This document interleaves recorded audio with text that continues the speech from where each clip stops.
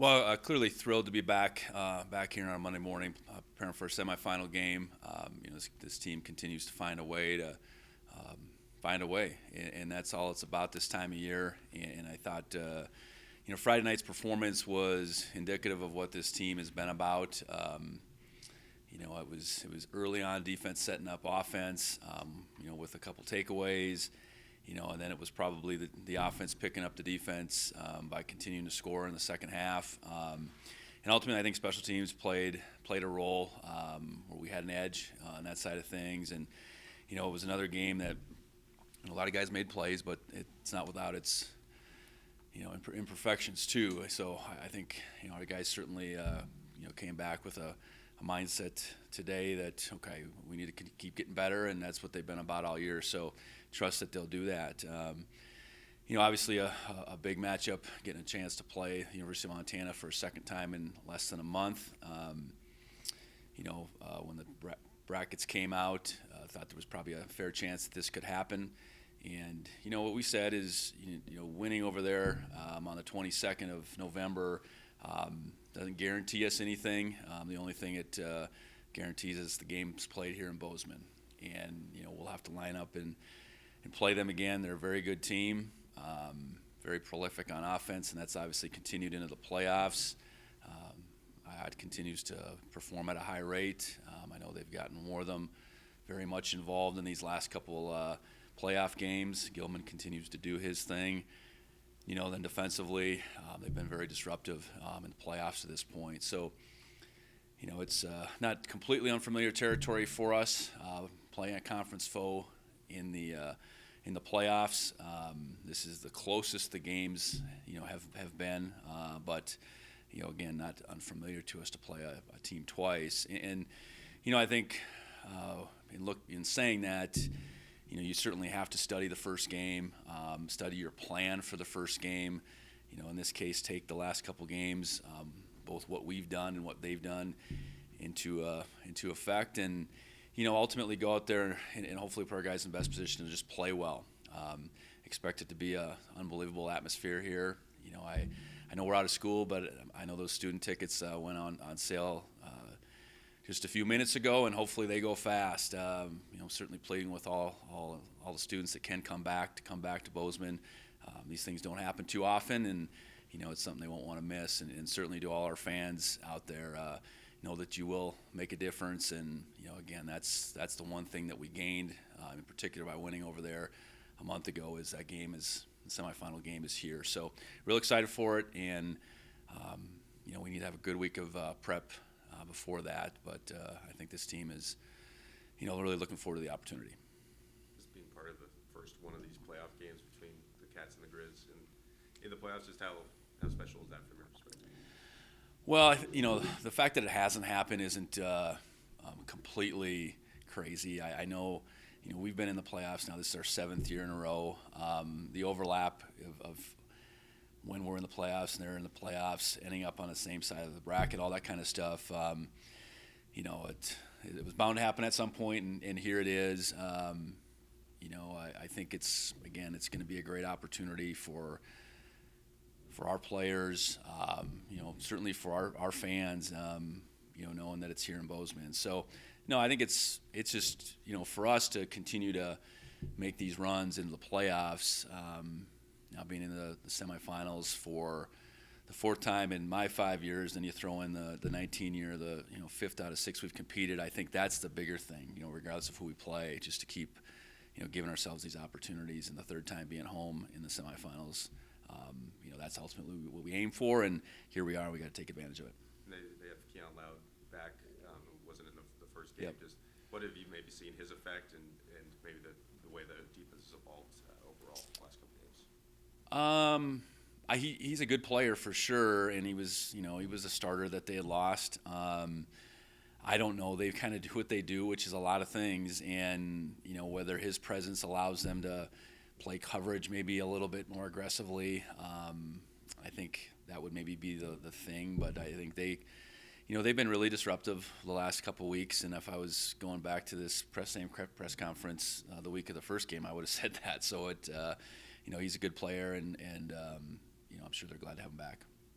You've played like opponents? I think of Weaver and Idaho. I guess for this game, especially with the games being so close together, I guess what can you take from that first game and just the prep for this week? Well, I think you can take enough from it, meaning you have a really good sense for their personnel. I think you can look at how, they attacked us, and they can look at how we attacked them.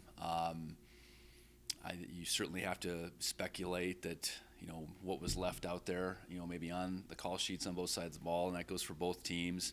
So I think you certainly look at that game with a fine-tooth comb, probably different than any other game in this 3-game window. I know for sure, even if you look at the whole season. But know that not everything was put in play that day on either side. And again, just because we ended up on the right side of that game doesn't mean a whole lot, other than, okay, we certainly compete with them, and I'm sure they feel like they can compete with us too. It was a really close game. I guess with the extra couple games now, offensively for them, what have you seen? It's just they got more of them involved a lot this last game.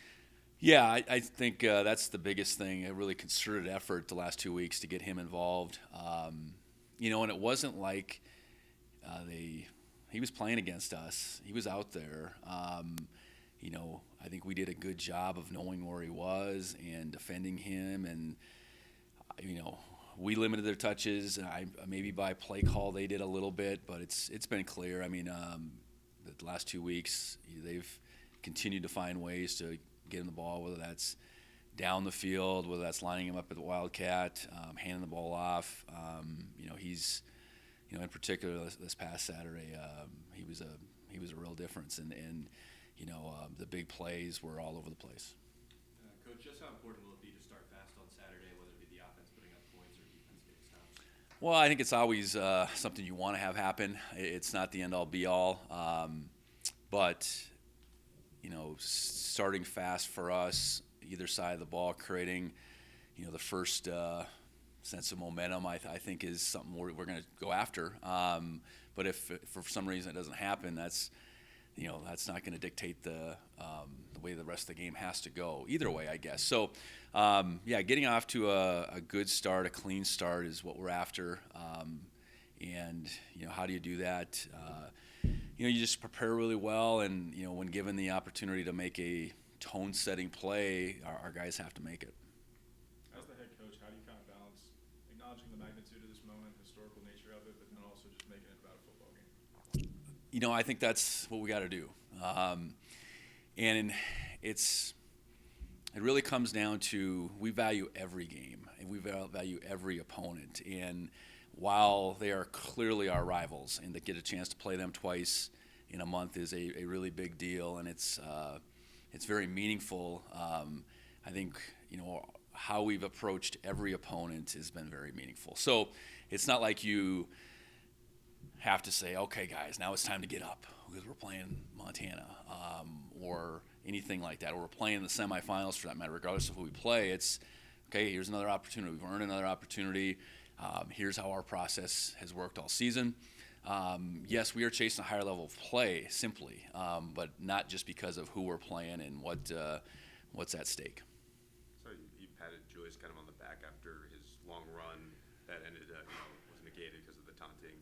Just curious what your kind of message was. Oh, that was an unbelievable run. And I think in the moment, obviously he felt bad. He wanted to finish that one in the end zone. And to some degree, maybe didn't even realize what had happened. So, I just want him to keep his head up. I know he was disappointed. I was disappointed, but it was still an unbelievable run at a time when we needed a play. And, we've had unsportsmanlikes, not all over the place through the year, but we've had them. And what you want is those guys in those moments to learn from them, and also take full responsibility, and he did just that.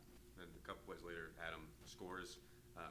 Cedric had a pancake on that play that kind of sparked him. So I was just curious just about Adam's performance, but also how you feel like Cedric has kind of played this whole season. Yeah, Adam had a real impactful game, and it was catching the ball, it was blocking, it was timely plays. I think for both he and Julius, just not to get frustrated ultimately, and knew the run game was going to break eventually. So just appreciate their mentality, knew that they'd get their opportunities. So Adam continues to be a real steady force for us. And then, I think Cedric's really been able to put together a very solid, consistent year, the kind of year he needed to as a second-year guy, a guy that played some as a redshirt freshman and now is, I think become a mainstay, a guy that we can count on. I know, early on, and he was one of the guys that got moved, I guess, but he got flipped from left to right, and that happened, whatever preceding that Oregon game, and that was a little bit of a challenge early on, but I think he's really settled in and, again, I think become a real steady, consistent guy, and at times I think can flash dominance. He's certainly capable of that, and that was certainly one of those plays. Any injury update? Yeah, we're going to dress the same guys as we stand here Monday. I know, Taden went out. I think he's going to be just fine. Paul went out. I think, that's a little bit of a re-aggravation, I suppose, but he's going to find a way to play. And then on offense, Ryland didn't play, but he was ready. So, what that means as we get to the end of the week, I hope it's an improved, sense of where he's at, because we'd like to have him, but we have between Rocky and Hunter and even Lubens now, very capable group even without Ryland in there. So having Ryland go out there, whatever percentage he'd be, that's not quite full speed. That's just where we were at for Friday's game, and let's hope we can get him to a percentage that he can feel like he can really do what he needs to do. Lubens scoring that touchdown, just your thoughts on him getting his first of his career? Yeah, he's continued to find more and more of a role. And his athleticism is certainly something that we've recognized going back to recruiting. And for him to have this role now, kind of in our 3 tight end set, is what he's carved out, and then to be able to utilize that down the goal line. And now he didn't have to really jump high for that, but that was kind of the idea that he might have to jump up and get that. So it was still an athletic catch. I know he kind of had to avoid the official and everything. So. He's got a bright future, but to have him making some plays here in the present is pretty cool. And of course, Caden Dowler extended his interception streak. What do you think that just says about this defense's ability to create opportunities, and how important is that going to be Yeah. Saturday? Well, I think you look at the stats in that game, we were +2, so we took the ball away 3 times. We scored 21 points off of those 3 takeaways, and they didn't score off of theirs. So, taking the ball away this time of year, not turning it over, that probably is the most critical comparison stat. And then as far as Caden goes, I think we could keep saying right place, right time, but I think that's just who he is. That was a ball that goes off their guy's hands. It was a bang kind of play and throw, and we had decent coverage, and the kid doesn't catch it, and Caden's right there. So I think it. They had a couple more balls that got up, got up in the air actually out of their guys' hands. So you want to be able to take advantage of all those potential opportunities, whether it's to get an interception or a fumble recovery.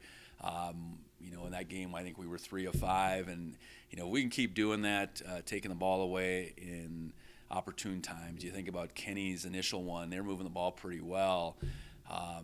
They were about to take all that early momentum, and then just bam, we took it away from them, and nothing moves the needle faster than a takeaway, and the fact that Caden is right in the middle of them again is something else. I guess speaking of Caden, I don't know, do you think back to the recruiting process with him and Taco, and just going through the coaching change, and also just kind of talking them through their decision? Yeah, the way that played out, I'd say our staff did most of the recruiting based on getting here in February. They were juniors at that time, became well aware of them right out the gate. Had him here in camp. I know Caden had been injured, and that was a area of concern certainly. But I know from the feedback that we got clearly from the coaches over at Billings West, beyond high hopes for him, I think they thought he would be he'd be what he's become, and kudos to them for that. And then Taco was able to do quite a bit as a junior and at camp that summer, and then through his senior year, that I think we felt really good that there'd be potentially an immediate role like there was. So real thankful that, because there was a time where they kind of said, well, they would maybe go to the same place, but then I think the draw to get them both here together was a big part of them, both choosing here. Ultimately, I think they had different opportunities they were looking at outside of, Montana.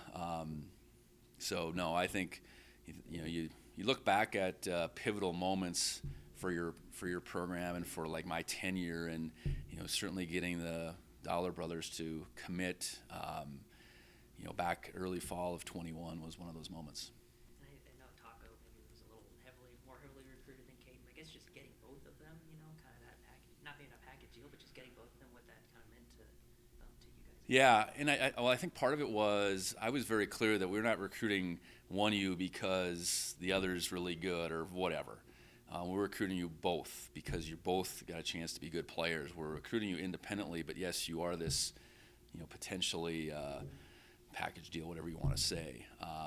And I think they appreciate that because they're different. They're different types of players. They're different types of personalities. They had different track records to that point. So yeah, thinking back to that, it was, I don't know, just being as direct and honest about the opportunity, and I think they really bought into that. I don't think everybody took that approach. I think everybody maybe took a, maybe a more lopsided approach towards Taco. And I think, again, given what the West coaches in particular thought about Caden, I think that really made an impact on our staff, and, just getting, be around them as the summer unfolded, because we were still, in a dead period through COVID the rest of their junior year. So, yeah, again, real pivotal time for us to get them here, I guess, and make that a pretty big, impactful recruiting piece to that first cycle. And then I know we talked about his playmaking on Caden's side, but just what he's gone through coming back from 2 ACLs, something not a lot of players would come back from. I guess just what you thought of him just through that process and being able to come back from this. Yeah, he's a very determined person, first and foremost. And, he, like, taking a setback and turning it into the comeback is like how he thinks almost immediately. Maybe in each instance there's like, why is this happening to me? That went on for a really short time, but it's more, okay, what am I going to do about this? So, I think perseverance, determined mindset would characterize him. And, I think that's why, he's elected a captain this year after not really having played a ton. I think our guys have seen who he is off the field, in the weight room, in the training room, continuing to be engaged while he was a guy that was out last year in particular. He's what you want in a team player, and then a guy that ultimately is having the impact he is having on the field this year, I think, is what you want from him too. But like, he was able to make an impact without being on the field. That's what you ultimately want out of all your players, and to be about the team. And he's been that, and the fact that it's playing out the way it has, in particular over the last 4 or 5 games, I'm just so happy for him. Coach, you talked a little bit about after the game, but one of the only things that wasn't really going your way on Friday night was the procedure penalties, especially in the red zone. How do you in practice kind of work to minimize that or eliminate it? Yeah, I think we have to. I know we got 2 called on them, and probably 3 that were the similar type called on us. We had a couple that were just mistakes we can't make. I know that.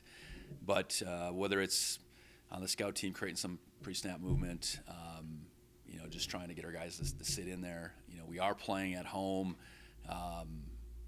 Your focus has to be the same, though. You're not trying to focus through noise. You're trying to focus on, the cadence that Justin's giving, and we just really need to be locked in on that, and then whatever the defense does, the defense does. So, I think it's not lost on us that was something that happened on Friday night and can't happen to that degree again. And you kind of touched on Friday, but just how excited are you for your graduating players, guys like Kenny, to get this final opportunity at Bobcat Stadium in such a high stakes game? Yeah, you start out the year, we have 7 home games. You certainly hope that can be extended, and now we sit here with this being our 10th home game. 19 in 2 years. You want to be able to maximize the opportunities for those guys, I guess. And we do senior day, the last regular season game of the home game at least. It was the Davis game this year. And I think those guys knew that they'd have more, but you want to have ultimately as many as you can have. So we've done that, and I think it puts them in a position where Saturday's about creating the other opportunity more than it is, well, this is going to be my last home game. It's what can we do to create one more opportunity, and that's ultimately is what you want those guys' mindset to be. So they've enjoyed playing their home stadium, I think, as a group, I'm sure more than anybody that's ever come through this program. So, let's do everything we can in this last opportunity and make, one more for this team, this group of seniors. Coulter, you're up. Hey, Coach. On that note, a couple of your captains talked about playing for those guys, playing for the seniors, that you have this one last chance at Bobcat Stadium. How much do you think that just drives your program forward? Well, I think anytime a good portion of your motivation can be relative to doing something for someone else, in particular your teammates, that's the right type of motivation, and I think that's how our guys generally operate from a place of the love for their teammates versus any thought about their opponent. And I think in this instance, we don't have a lot of seniors necessarily, but those guys I think are recognized as type of guys you want to fight for, I guess, and unselfish, willing to give back, willing to serve. So whatever element of motivation that adds to the way our guys approach this opportunity, I mean, we'll take it. But it is definitely, I think, what has driven us, that internal piece where I want to do everything I can for my brothers. Last 2 years, Kenny's played so well down through the playoffs. I think he's got 10 total sacks in the last week of the regular season and the playoffs the last 2 years. So what has gotten into that? What do you think is going to keep here down the stretch this season? Yeah, I think, I don't know, thinking about last year, if it was, you could say, well, maybe they were focusing on Brody, whatever. I don't know. I think, you need big-time players to show up in those big-time moments, and I think that's what he's become. Don't tell him I said that, I guess. But, he's certainly a guy that when the lights are shining and the moment's the biggest, he's put himself in position to not be afraid of it. And I think a lot of his maturity is just understanding if I do my job, I'm going to get my opportunities. I don't need to go hunt up, plays that I'm going rogue on. If I can just stay within the system, whether it's the coaches putting in position, another teammate maybe doing something to put him in position, those opportunities are going to come. And when they do, he's talented enough to, beat a guy one-on-one or finish the quarterback. He's just that type of player. So we'll need him again on Saturday, but he's really become something, and that's what you want for your guys. And I know he said it on Friday night that it was kind of Kenny's day, sort of, and it certainly was with the graduation and the 3 sacks and all that. So we need to have another day for Kenny on Saturday. Michael Morlow's been such an explosive player all year long. You guys kept pretty well into how do you sort of carry that into this week, and what do you think is the challenge of slowing down him and the rest of the team now? Yeah, I think it's having a good plan because he certainly isn't the only guy you can focus on. So how do you just play sound defense? And I think one thing that we've done, I think, really well over the most of the season is we've limited big plays, and it's not necessarily limiting a guy with his touches. I know number 4 from Stephen F. Austin had 11 catches and he had several more targets, but we really limited the big play from him. And, I think, looking back at the game over in Missoula, Wortham had some touches. He had the big play early on the fake reverse. He had one impactful kick return, but otherwise we kind of kept him in check. So we got to play our defense. We certainly got to be aware of what he can do from the different alignments. And then I know, as big as anything, you better play with leverage towards that kid, because he can make you miss. And if you don't have proper technique, you're going to be in trouble. And that's what I've seen at these last couple of weeks, is he's gotten some of those opportunities, and he's circled guys, he's ran around them, and that's the type of play we can't have happen. We got to be where we need to be, and it probably needs to be more than one guy to ultimately bring him down. Adams still being fresh and so impactful at this time of year. What's gone into that? How he stays so durable? Yeah, I think part of it is, we sit here 14 games in, those two are one carry apart, Adam and Julius. So being able to truly play two guys kind of as one, is philosophically what we want to be able to do. And I think that certainly reduces the wear and tear.